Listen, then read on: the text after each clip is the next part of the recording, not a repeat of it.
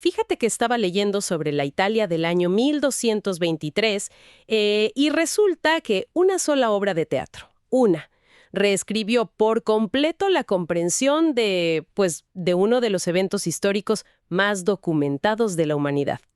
Es una locura, ¿no? Totalmente. Y por eso hoy vamos a descubrir cómo una adaptación teatral medieval logró convencer al mundo entero de que un pesebre era un establo de madera. O sea, borrando casi de tajo lo que realmente dictan los manuscritos del primer siglo. Bienvenidos a esta inmersión detallada. Muchas gracias. Y sí, resulta fascinante comprobar cómo la memoria colectiva es pues tan frágil frente a una escenografía bien montada. Lo que el análisis histórico demuestra una y otra vez es que el cerebro humano suele preferir una narrativa dramática. Ajá. Una narrativa emotiva y visualmente impactante, antes que la sobriedad arquitectónica de un texto original, ¿no? La imagen de esta precariedad extrema simplemente cautivó a Occidente. Claro, nos encanta el drama. Y precisamente para desmenuzar ese fenómeno, iniciamos nuestro análisis de hoy. El objetivo de la sesión es tomar un bisturí y separar, con absoluto rigor histórico, la iconografía tradicional de la filología pura.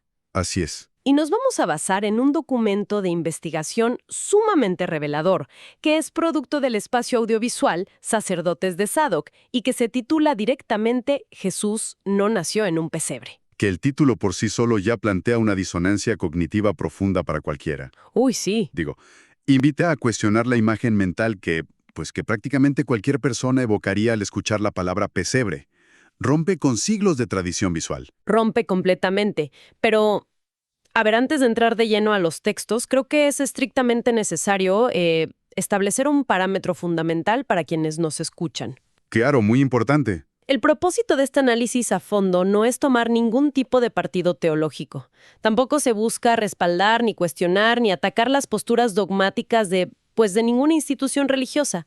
Exacto. La misión aquí es reportar de manera rigurosa, académica e imparcial los hallazgos literales que están plasmados en las fuentes primarias originales. Nada más. Y mantener esa objetividad es, el paso más crítico en cualquier investigación filológica.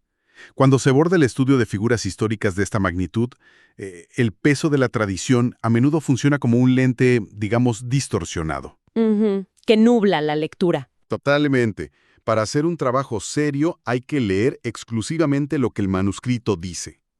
O sea, eliminando todas esas capas de pintura que la cultura le ha añadido durante 2 milenios. Sí, quitarle el filtro, ¿no?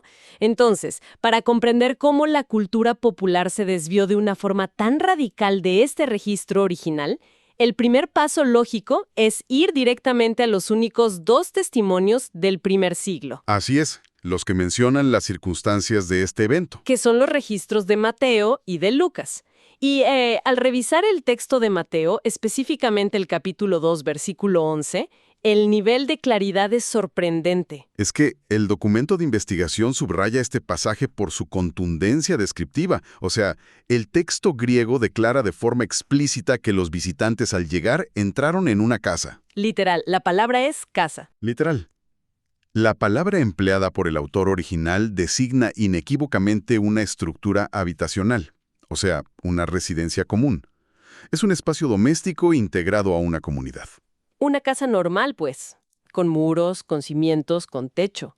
Lo que la investigación señala es que este único versículo elimina de tajo cualquier posibilidad de una ambientación rústica o externa. O ganadera, claro. Exacto. Destruye la idea de la cueva solitaria en las afueras del pueblo, o el establo de madera aislado en medio de la intemperie. Llegaron a una residencia familiar. Y la narrativa occidental simplemente ha ignorado este peso literal de Mateo, para poder sostener una estética más dramática. Sí, la estética de las pastorelas. Ándale, la típica pastorela. Pero desde el punto de vista arquitectónico y textual en esa fuente primaria, no hay margen para la imaginación rural. El evento ocurrió bajo el techo de una vivienda ordinaria del siglo I. Pero, a ver, si el texto de Mateo es tan claro al describir una casa, la duda evidente para quien nos escucha es ¿de dónde surge la confusión? Y ahí es donde entra Lucas. Exacto. Aquí es donde la gente suele defender la tradición argumentando que el texto de Lucas es el que verdaderamente aporta la imagen del establo, los animales, el aislamiento y todo eso. y el documento aborda directamente a Lucas en el capítulo 2. En el versículo 7 y el 16. Ajá. Y al aparecer la palabra pesebre, siento que la interpretación moderna hace un cortocircuito, ¿no? Inmediatamente. La mente occidental construye toda una escenografía agropecuaria alrededor de esa sola palabra. Y ahí es donde entra una falsa equivalencia tremenda. La cultura popular siempre ha utilizado a Lucas para justificar el mito del establo, pero al analizar el texto con rigor, la lógica es muy distinta. A ver, explícalo. Es como si, no sé, como si alguien mencionara que anoche durmió en una bolsa de dormir porque no había camas disponibles en la casa. Ujú. Eso te indica el objeto físico específico en el que la persona descansó, pero no significa automáticamente que estuviera acampando a la intemperie en medio de un bosque, rodeado de osos y ardillas. Perfectamente pudo haber acomodado su bolsa de dormir, pues, en el piso alfombrado de la sala de un amigo. Me encanta. Esa analogía ilustra perfectamente el fenómeno lingüístico que estamos observando aquí. Lo que el texto de Lucas define, con una precisión casi clínica, es una simple acción de resguardo circunstancial. Claro, te dice dónde lo pusieron. Describe el objeto exacto donde se acuesta el lactante, pero lo que la investigación recalca de manera contundente es que en ninguna parte de los manuscritos originales en griego se declara que el proceso biológico del parto haya ocurrido dentro de un establo. O una cueva. O una cueva, exacto. Es que el texto jamás dice «y dio a luz en el establo». Esa frase no existe en las fuentes primarias. No existe. Ni tampoco se describe en ningún momento a los padres o a los pastores conviviendo o habitando en un corral rodeado de animales de carga. Ujú. El relato se limita a establecer que encontraron al infante recostado en ese objeto utilitario particular.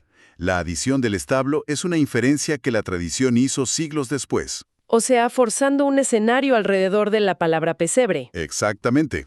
lo cual nos deja frente a un aparente choque de información, que requiere una resolución arquitectónica.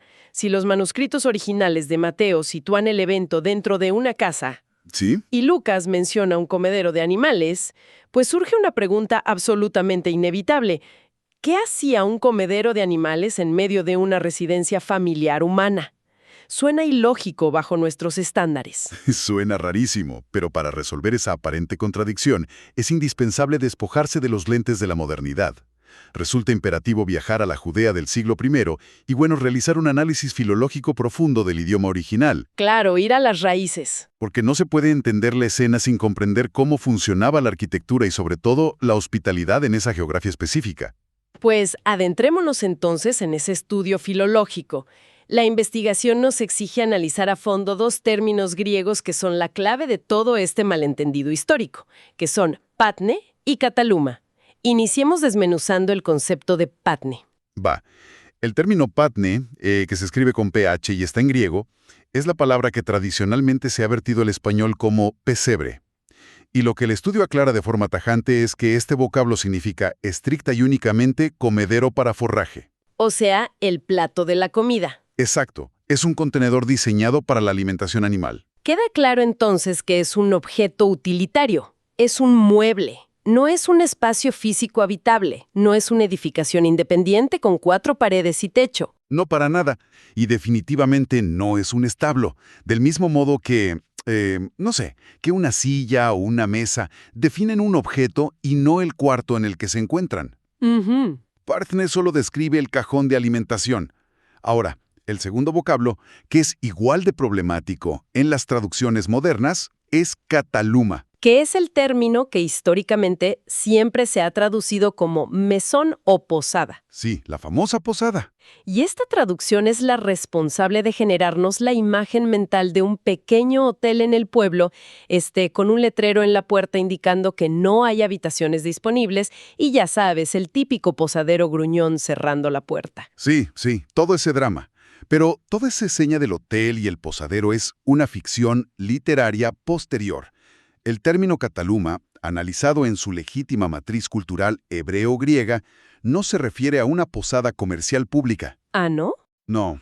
En la arquitectura y las costumbres de la época, la palabra designa específicamente el espacio de invitados o, digamos, el aposento principal de una casa familiar típica.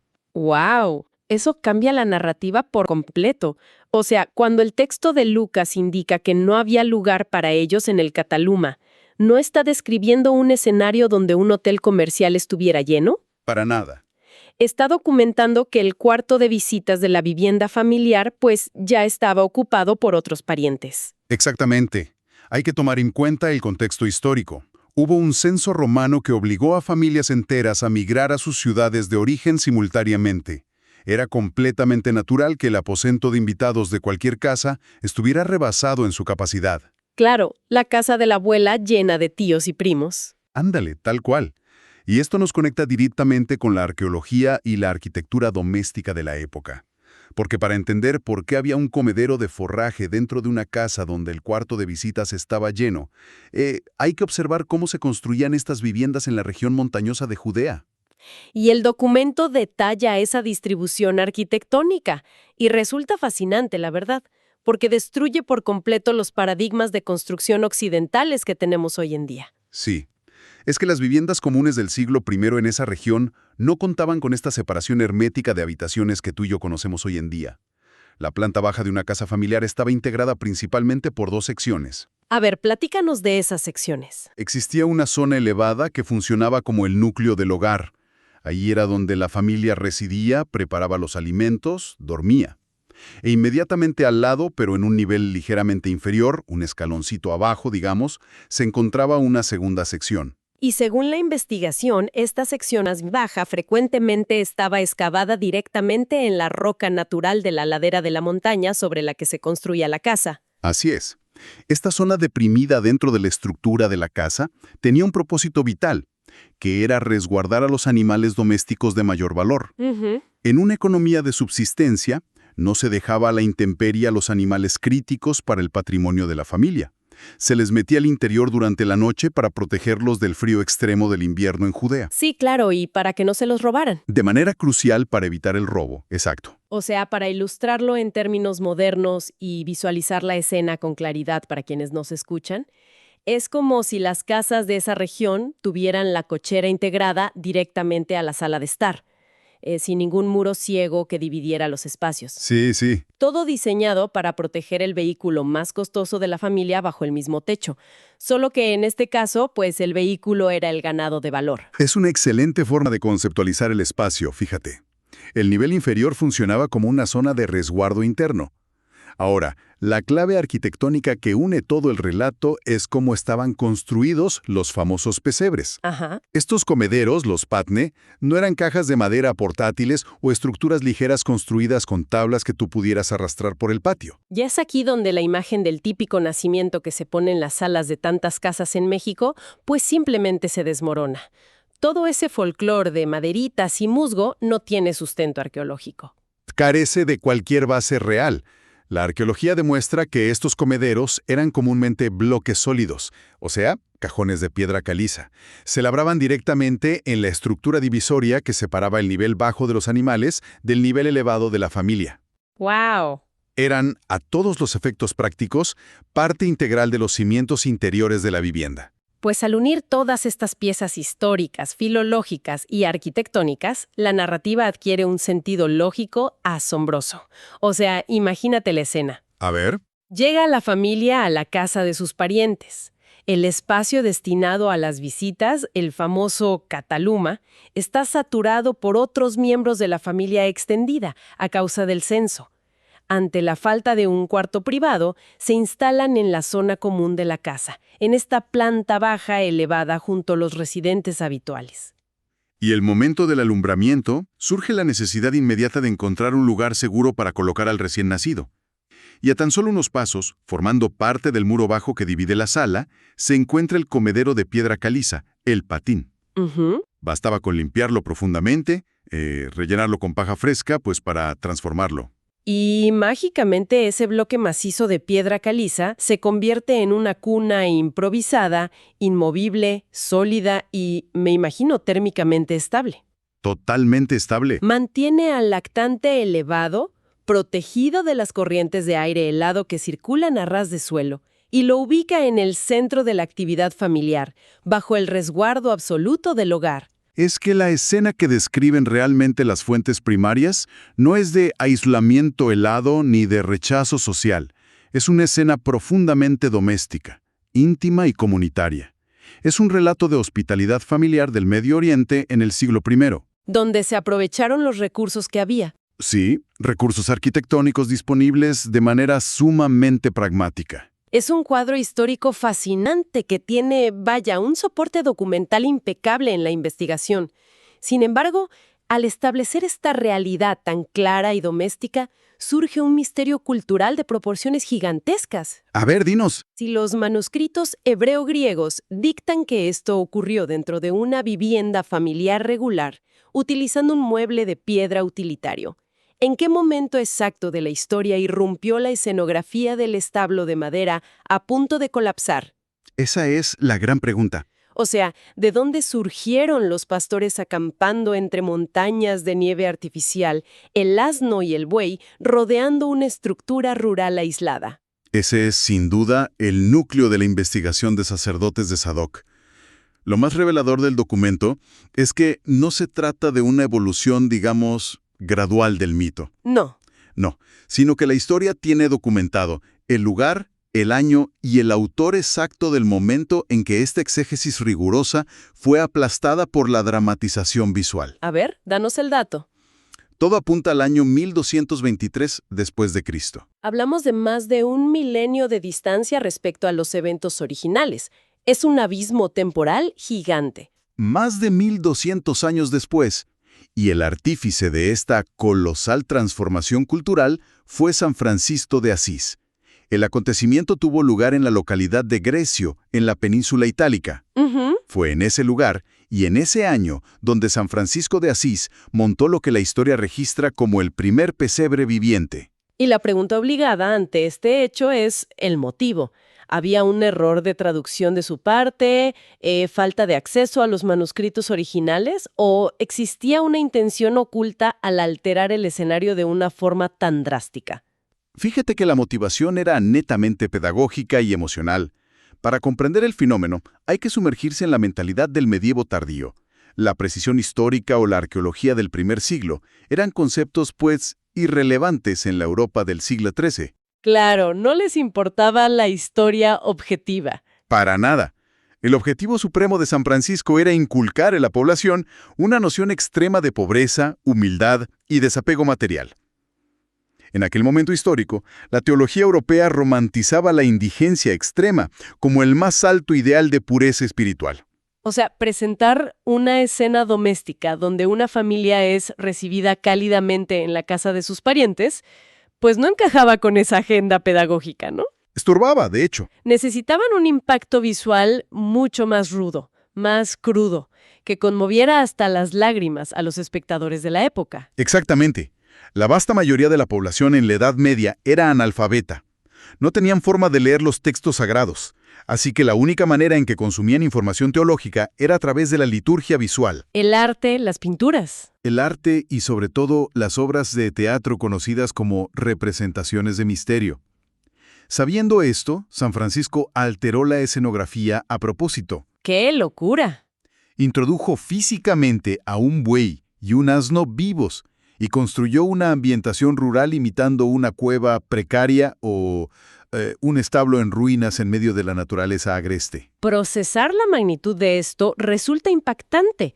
Básicamente se está documentando que el mundo entero consume hoy la escenografía de una obra de teatro didáctica de la Edad Media. Así es. Una puesta en escena diseñada específicamente para manipular y, bueno, exacerbar las emociones de un público analfabeto, la cual se volvió increíblemente popular, o sea, se viralizó en su época. Fue un éxito rotundo. Y terminó exportándose al resto del mundo, asumiéndose como un hecho histórico y dogmático inamovible. Es el triunfo absoluto del teatro sobre la historia. La investigación detalla cómo esta dramatización se calcificó permanentemente en el imaginario colectivo, porque la Iglesia romana de la época observó la tremenda efectividad que tenía esta escenografía. Claro, para generar devoción emocional en las masas les funcionaba perfecto. Exacto. Al notar su impacto, la institución adoptó la iconografía rural de San Francisco, la estandarizó y la distribuyó por toda Europa a través del arte renacentista, la escultura, los vitrales y la tradición oral. Ujú. Y así, el establo pasó de ser utilería escénica a convertirse en dogma visual. Es equiparable a imaginar que, no sé, que dentro de 1000 años una civilización futura encontrara una película de Hollywood cargada de efectos especiales dramáticos y decidiera catalogarla como un documento científico estricto sobre cómo era la vida en el siglo XXI. Gran ejemplo. O sea, ignorando por completo los libros de historia que dicen lo contrario. Sí, tal cual. La conclusión central a la que llega el documento es definitiva. O sea, la presencia de animales de granja adorando al infante en medio de un establo de madera a la intemperie carece de absolutamente todo sustento en la exégesis de los manuscritos hebreos y griegos. Nada, cero sustento. Nada. Toda esa imaginería pertenece de principio a fin al folclore dramático de matriz romana. Fue una herramienta diseñada para la devoción emotiva, no para el registro documental de un hecho histórico. Pues el volumen de información que hemos abordado de verdad altera significativamente la percepción de un evento sumamente familiar. Creo que vale la pena realizar una recapitulación analítica de los hallazgos fundamentales, pues para consolidar este conocimiento en nuestra audiencia. Me parece perfecto. El término bíblico original, fatne, califica única y exclusivamente a un objeto utilitario, un comedero masivo de piedra caliza labrada y de ninguna manera hace referencia a un espacio físico habitable o a un corral. Totalmente. El segundo pilar de esta investigación radica en el contexto habitacional. El relato primario, que está expuesto literalmente en Mateo y corroborado por la traducción correcta de Lucas con el término cataluma, ocurre al interior de una casa familiar común del siglo I. Se utiliza la zona inferior de la vivienda destinada al resguardo nocturno de los animales valiosos para evitar el robo, pero todo ocurre dentro de una atmósfera doméstica, no en un aislamiento rural. Y el tercer punto, el cual representa, la génesis del mito contemporáneo. La imagen globalizada del pesebre rústico rodeado de nieve y animales es una invención artística. 100% artística. Nació en el año 1223 a manos de San Francisco de Asís como una herramienta teatral para promover ideales medievales de pobreza extrema. Y la repetición constante a lo largo de los siglos la convirtió en una falsa verdad histórica. Al final del día, el verdadero valor de este análisis radica en la lección metodológica que nos aporta. Demuestra que para analizar con rigor cualquier texto antiguo, resulta estrictamente obligatorio realizar un ejercicio consciente de depuración mental. Limpiar la mirada, ¿no? Exacto. Hay que retirar los filtros occidentales, las influencias del arte renacentista y las tradiciones institucionalizadas para lograr restituir las palabras a su contexto cultural, arquitectónico y lingüístico original. Porque leer un texto redactado hace 2000 años en el Medio Oriente asumiendo paradigmas visuales construidos en la Italia medieval, es la receta perfecta para malinterpretar la historia. Así es. Las palabras específicas importan, el entorno arqueológico es fundamental y el rastreo de cómo se deforman las narrativas con el paso del tiempo revelan muchísimo sobre la psique humana y su preferencia por el drama sobre la precisión. Es que el registro histórico casi nunca es un espejo perfecto de los hechos. En la mayoría de los casos, la humanidad termina observando el reflejo de sus propias tradiciones estéticas y sus necesidades emocionales. Y esto nos arroja una reflexión profunda y muy provocativa, que, creo yo, extiende el alcance de este análisis mucho más allá de un texto antiguo. O sea, si una simple dramatización visual montada en un pequeño pueblo de Italia en el siglo XIII tuvo el poder abrumador de reescribir y colonizar la comprensión global de un acontecimiento histórico tan celosamente documentado. Híjole, pues queda abierta una interrogante verdaderamente perturbadora sobre nuestra percepción de todo el mundo. Totalmente. Vale la pena preguntarse frente a cualquier tradición qué otras verdades absolutas que se dan por sentadas hoy en día como hechos irrefutables son en realidad el producto de una puesta en escena diseñada hace cientos de años para manipular las emociones de otra época. Es una gran pregunta. Queda el reto de mirar más allá de la escenografía. Gracias por acompañarnos en esta inmersión detallada. Hasta la próxima.